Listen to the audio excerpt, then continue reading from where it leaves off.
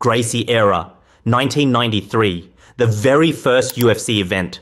Most people expected a boxing slugfest or maybe a karate high kick showdown.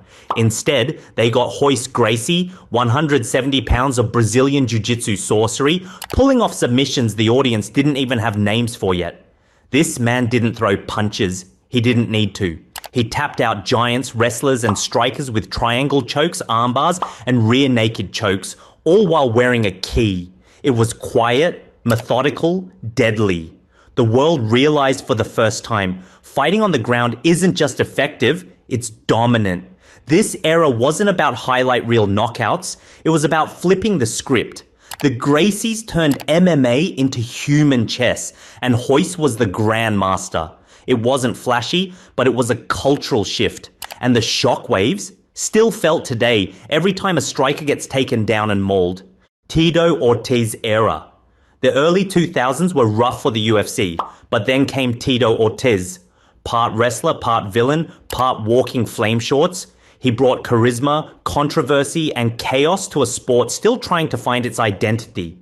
Tito wasn't just a brawler, he was a showman. He'd ground and pound opponents into paste, flex over their broken bodies, then talk trash at the press conference like a pro wrestler. Feuds with Ken Shamrock and Chuck Liddell helped put eyeballs on MMA when the UFC desperately needed attention. And let's be honest, the dude sold fights better than anyone else at the time.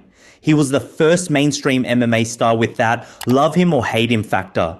In many ways, Tito walked so guys like Conor and Colby could run. Fedor Era.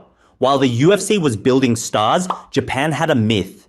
Fedor Emelianenko didn't look like a fighter. He looked like someone's sleepy uncle, but the moment the bell rang, it was violence on tap. He threw punches like missiles, slammed giants like they were toddlers, and shrugged off damage like it was a light breeze. In pride, Fedor tore through a murderer's row of heavyweights. Crow Cop, Big Nog, Mark Coleman, all victims of his quiet storm. He never fought in the UFC, but that didn't matter. Fedor was the symbol of MMA greatness overseas. He wasn't brash, he didn't talk trash. He just destroyed you, bowed, and walked away. To this day, his mystique is unmatched. An undefeated streak, a samurai spirit, and the scariest stoicism MMA's ever seen. Spider Era. Then came the artist, the ballet dancer in 4-ounce gloves. Anderson Silva didn't just beat opponents, he embarrassed them, slipping punches like he had Wi-Fi in his brain, countering with sniper-like precision, and finishing fights with knees, elbows, and kicks from impossible angles. When Silva stepped into the octagon, you knew something magical might happen. He destroyed Rich Franklin, front-kicked Vita Belfort into another dimension, and pulled off highlight reels even Hollywood couldn't script. For years, no one could figure him out.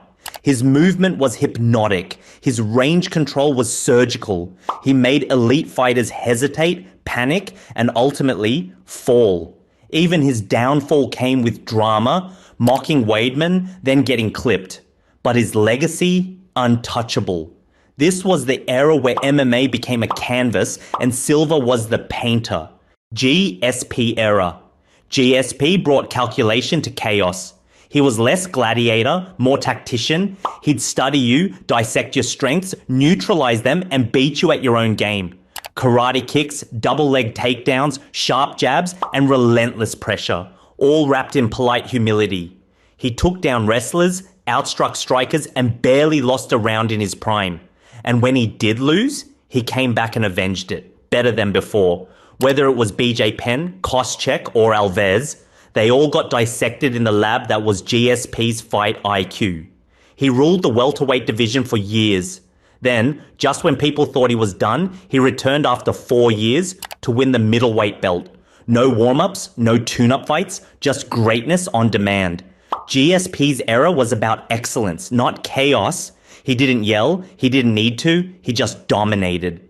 Cain Era. At his best, Cain Velasquez looked like a prototype for the perfect heavyweight. Insane cardio, elite wrestling, power in every strike. He didn't just beat people, he drowned them with pressure. He wrecked Brock Lesnar with speed and precision. He bullied Junior Dos Santos in 2 brutal rematches. Cain was relentless. He didn't take breaks. He didn't coast. He made other heavyweights look like they were fighting underwater. But injuries, knees, back, shoulder. Every time he reached the top, something snapped. Still, the glimpses we got? Legendary. Cain's era was short, but it showed us what the heavyweight division could be if bodies didn't betray their owners. Aldo Era. Before the UFC even had a featherweight division, Aldo was king. His run in WEC and early UFC was absurd. Leg kicks like axe chops, timing so sharp it made elite strikers look clumsy, and a takedown defense that was basically a force field. Aldo was untouchable for nearly a decade. He styled on Faber, Mendes, Edgar, and Korean Zombie. Then came that one punch from McGregor, 13 seconds that turned history upside down. But Aldo didn't fade. He rebuilt, moved down a weight class, fought killers, still looked sharp. This wasn't just a dominant reign. It was a testament to legacy. Aldo's era set the gold standard for featherweights, period. Jones Era. Jon Jones might be the most gifted fighter to ever live. He entered the UFC at 21 and started making champions look like amateurs. Spinning elbows, oblique kicks, trips, clinch work, ridiculous reach. His toolbox had tools inside tools. He beat legends, Shogun, Rampage, Machida, Rashad, DC, and did it all before turning 30. But the cage wasn't his only battleground. Outside the Octagon, arrests, failed tests, suspensions, and headlines that made fans facepalm. Still, no one could touch him inside the cage, not even close. Even in sloppy performances, he still found a way to win. Now he's heavyweight champ, and somehow still not fully figured out. The Jon Jones era is both a masterclass and a mess, but one thing's certain, he's a GOAT with scars to prove it. McGregor Era. When Conor arrived, MMA changed overnight. He was loud, he was fast, and for a moment, he was unstoppable. He talked trash like Ali, then backed it up with precise left hands and insane confidence. He stormed through featherweights, slept Aldo, then moved up and became a 2-division champ. Then he boxed Floyd Mayweather and turned MMA into a global money machine. Love him or hate him, Conor was appointment viewing. Every press conference, every weigh-in, every walkout. Did the losses pile up? Yes. Did the hype die? Not really. Because even now, fans still hope for one last McGregor magic moment. His era was short, but the impact? Titanic. Islam Era. When Khabib retired undefeated, the world wondered who could carry that torch. Enter Islam, a man with humor, but many tools.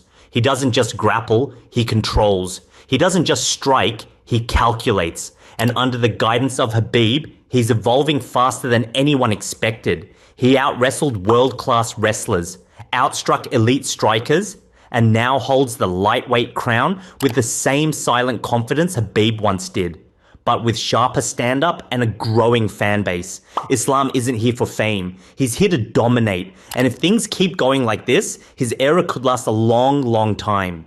From the quiet dominance of Royce Gracie to the disciplined destruction of Islam, MMA has evolved through eras of violence, style, chaos, and genius.